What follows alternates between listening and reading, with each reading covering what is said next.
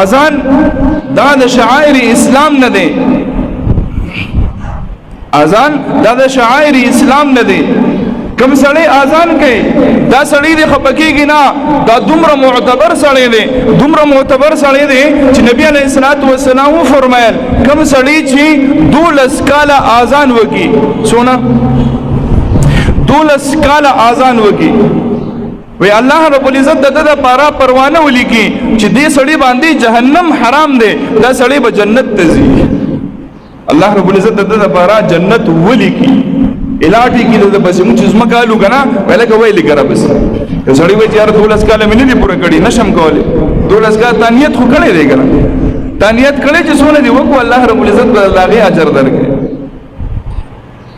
عجیب غونډه کې حدیث دی حضرت ابو سعید خدری رضی الله تعالی عنہ فرمایي، حضرت ابو سعید خدری رضی الله تعالی عنہ فرمایي چې نبی علیہ الصلوۃ والسلام فرمایل چې د مؤذن आवाज په هر سیز باندې چې پری وزي کدا کانه دي کدا بوټي دي کدا ونی دي کدا کبل نه کدا انسانان دي کدا جنات دي په هر سیز باندې د مؤذن आवाज ولګیدو د قیامت په ورځ باندې به د قصیزونه راځي او د دې مؤذن گواهی ورکړي.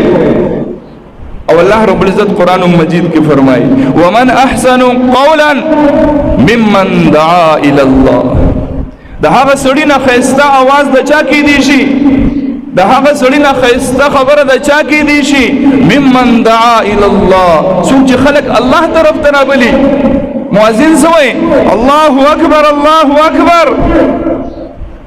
اے خلکو تاسو په کوم کارونو کې انختی ہے، که تاسو په پټی کې ہے، که تاسو په گاډي کې ہے، که تاسو کسب کوئ، که تاسو دکانداری کوئ، که تاسو تجارت کوئ، دا هر سا واړه دي او د ټولو نه لوی ذات څوک دی؟ هغه د الله ذات دی. الله اکبر الله اکبر. څلور طرفونه دي، هر طرف والا واورئ، مغرب والا هم واورئ، مشرق والا هم واورئ، شمال والا هم واورئ، جنوب والا هم واورئ. د ټولو نه لوی هستی، د ټولو نه لوی برکت والا ذات، طاقت والا ذات دا د الله ذات دی. الله رب العزت دغه مؤذن د پاره د فخر په تور فرمای ومن احسن قولا، د دې مؤذن د چا خسته आवाज نشتا، د ټولو نه خسته आवाज دی دا کوم چې د مؤذن واسي. ځکه چې د خلک څه چاته رابلي الله طرف ته رابلي.